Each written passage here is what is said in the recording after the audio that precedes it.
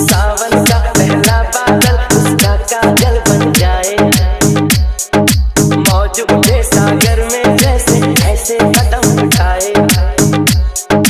रब ने जाने जिस मिट्टी से उसके अंग